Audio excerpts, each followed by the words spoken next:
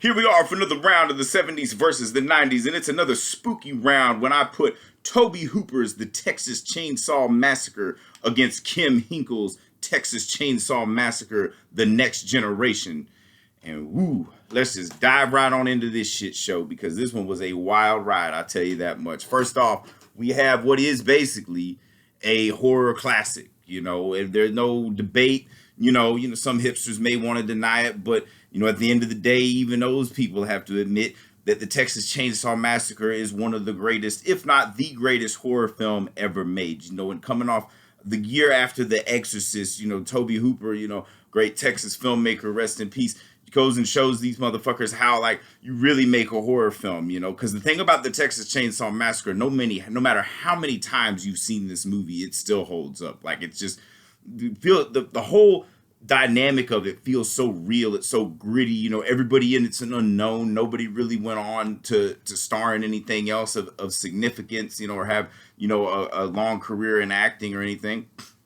But the film itself, though, is pretty basic. It takes place in Texas, of course. It's loosely based off of the Wisconsin serial killer Ed Gein, and there's grave robbing going on. So this girl, Sally Hardesty, along with her invalid brother and her boyfriend and a couple of friends, they go to see, if their grandfather's grave has been tampered with. And then through that, they're like, oh, let's go visit the family house, which they don't know their next door neighbors with, a bunch of cannibals and stuff. The Leatherface, one of the most iconic horror villains and stuff. It played brilliantly by Gunnar Hansen. I mean, Gunnar Hansen's performance as Leatherface is just the movements of it. It's a very physical performance too. And, you got to be running with chainsaws and stuff. But, and the film itself, like I said, the way it's shot, almost it feels real. That's what makes it so terrifying, essentially. No matter how many times you've seen it, you feel like this is just some documentary that they shot in one Texas summer. But the sounds and the editing, it's just so jarring, and then when they stumble upon Leatherface and his clan, that's when it really just fucking sets off. And these people, man, they got the production design and the special effects cannot be praised enough because, just all the crazy taxidermist shit they got in there. It's just, and one thing that's got me thinking, we're rewatching these, is something I've thought too, watches, the smell in that house had to have been abhorrent, but I guess when maybe you got a thing for the smell of rotting, decayed flesh and all that stuff, but whatever. I don't. That would be the worst thing ever. It's got to do something to the mind too, not just eating brains, but maybe that's the whole point, and the thing about it is the beauty of this film and other films, the staples of the 70s, you can probably read into a lot of social commentary and stuff, just how the poverty of the rural areas, they had no other choice than to be eating people. But that doesn't even enter into the equation until you've watched it several times and you're trying to justify why you like this movie so much. One, the only justification you need is it's a very well made, directed, dare I say it, a perfect movie. There's not much you can say about the film, and there's not really much of a plot. It's more just circumstantial shit that happened. There's a call to action, and then they end up stumbling upon some shit that basically these kids go through hell. And that ending is one of the best. Where when Sally Hardesty busts through, because they're all trying the fucking grandpa that looks dead but is not dead. And they're all the blood, I guess, keeps him alive. I don't know. It's some weird shit. She busts through there. They're chasing her, and the dude gets hit by the truck. And then that trucker dude that's so fucking great throws the fucking wrench at Leatherface. Now, my thing is that you want to get nitpicky. Why the fuck didn't that dude just drive off? Did something maybe he's like, oh, I don't want to do a hit and run. But these motherfuckers were clearly doing some fucked up shit, But then dude cuts his leg. But that where the truck comes along and it gets Sally and all that stuff. And there's that fucking dance that Leatherface does at the end of that movie. It's just so haunting and beautiful at the same time because it's the way the lighting is, because it's early morning, and he's just, well, it's a fucking masterpiece, and of course, like any staple horror film, there's a bunch of sequels that follow, and there were 2 in the 80s, and then we flash forward to the 90s, where the co-writer of the original, Kim Henkel, comes to do his version of the Texas Chainsaw Massacre, which is sort of played like a sequel. This would have been the 4th installment of this franchise.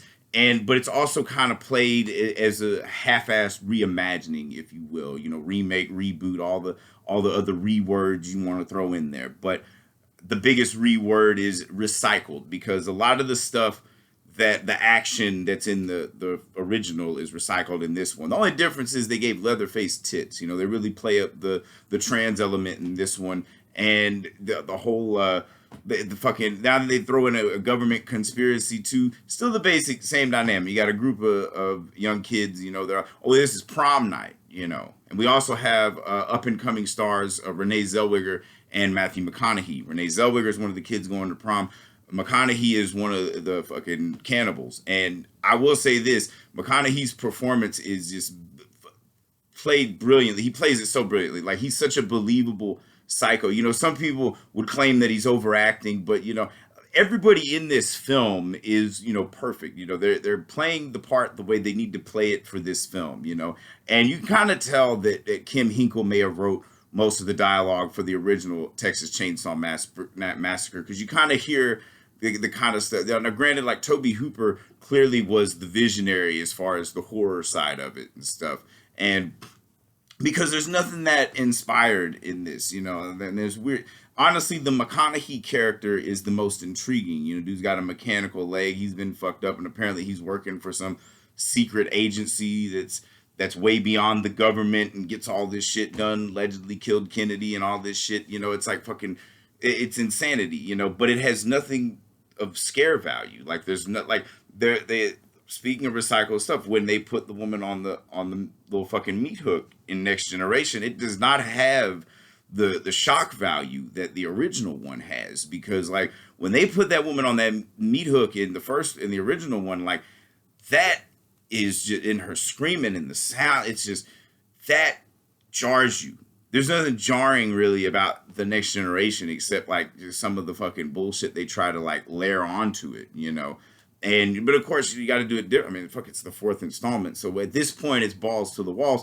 And you got to appreciate it to him for that. But when you see a movie done with no bells and whistles, you know, like, the music in the original is just so, like, I've been saying this word a lot, but fucking jarring. The movie is jarring. It sticks with you, you know. And you're like, this shit had to have happened. I mean, granted, it was based on real events, but it didn't happen in fucking Texas, you know. But the thing about it is like, the Next Generation is like some pop bubblegum comedy almost, you know. Now, granted, there are some sequences where they really almost got ahead, you know, surpassed the original, but it just falls short, especially that ending. That ending is lame as hell.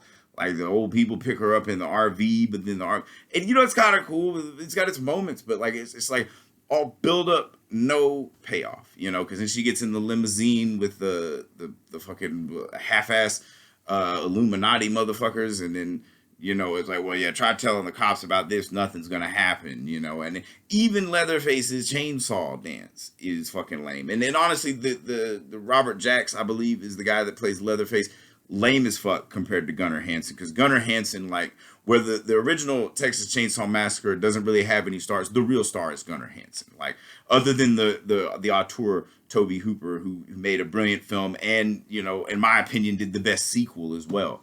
So, I mean, this round clearly has to go to the original Texas Chainsaw Massacre. So that throws another point for the 70s, which puts the score for anybody who's keeping count at 40-33. 70s are up by 7. Like, man, it was looking like the 90s were coming back. But when it comes to horror movies, you really can't fuck with the 70s. The only decade that maybe shits on the 70s is the 80s. But we ain't doing the 70s versus 80s. We're doing the 70s versus 90s, because the 90s were essentially the 70s part 2. This is a clear-cut example of it. You know, we have this staple of horror cinema that, you know, literally shocked the world. You know, I mean, it was one of the video nasties and all this shit.